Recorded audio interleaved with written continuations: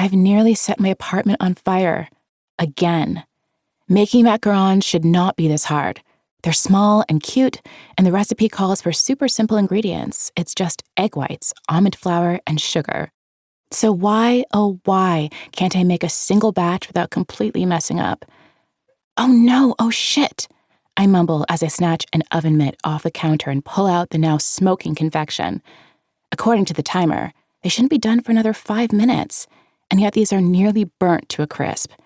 Either the recipe was wrong about the baking temperature, or my oven was sent straight from hell.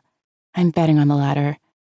I'm desperate to recreate the infamous Stella Marco Bakery's classic macaron because, as of a month ago, New York City's one location closed for renovations, and I simply can't live without them.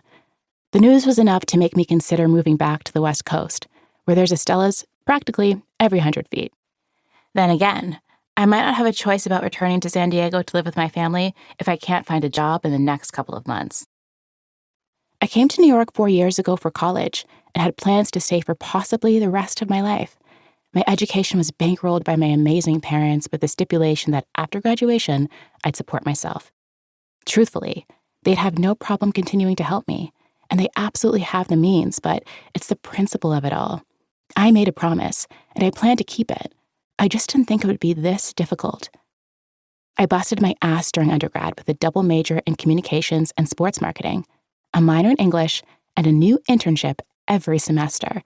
With all that experience, I thought it would be easy to find a full-time position working in the marketing department of a professional sports team, aka my dream job.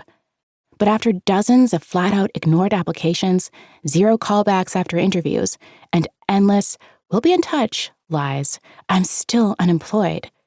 It would be so much worse if I'd graduated ages ago instead of just last week. But I've been applying for positions for months now, hoping to have a job in place by the time I was handed my diploma. My brother landed one in his field months before graduation, so I figured there was no reason I couldn't do the same. Joke's on me, because here I am with no job, a dwindling sum in my bank account, and a 2-hour drive from the closest Stella Margot's. This is not what I call living my best life. But damn if I'm not trying. "What's on fire?" Chantel asks from the doorway to the kitchen, grimacing at the smell. I sigh and move to open the window, sparing a glance back at my roommate as I do. My hopes and dreams. Figured. Smells awful. Can't argue with that. This is the 4th batch I've ruined today, I lament as I shuffle over to her. Seeking comfort, I rest my temple against her upper arm. It's not quite her shoulder, since I'm 5'0", and she's a 6'1" angel. The first ones weren't sweet enough, the second ones were flat as crepes, the third were underbaked, and these are... on fire? Singed, I correct, pulling back and giving her a warning look. I can't be too mad, though, because they were kind of on fire at one point. I can't get it right, and I don't know what I'm doing wrong. "Take a break," Chantal instructs. Her tone is firm, but there's a tenderness in it. "You can try again tomorrow." She's right, and I'll absolutely pick myself up and dust myself off for yet another attempt, just like I always do. But she knows my frustration isn't just about macarons. She knows how badly I want my life to be perfect and how upset it makes me that I'm struggling to pull it off. As my roommate since our freshman year, she's witnessed plenty of my highs and lows, and is well-versed in all my hopes and dreams.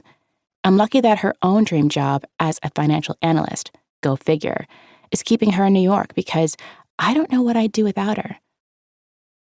"I'll order takeout so no one has to enter this disaster zone," she says, pulling her phone out of the back pocket of her denim shorts that showcase her long, deep brown legs. "And check your phone, would you?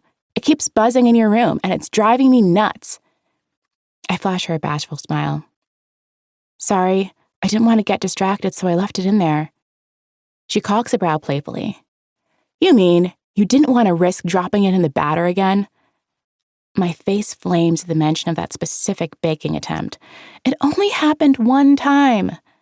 She flips her braids over one shoulder as she strolls out of the kitchen, the delicate beads at the ends clicking together as she goes. I helped her pick them out last week.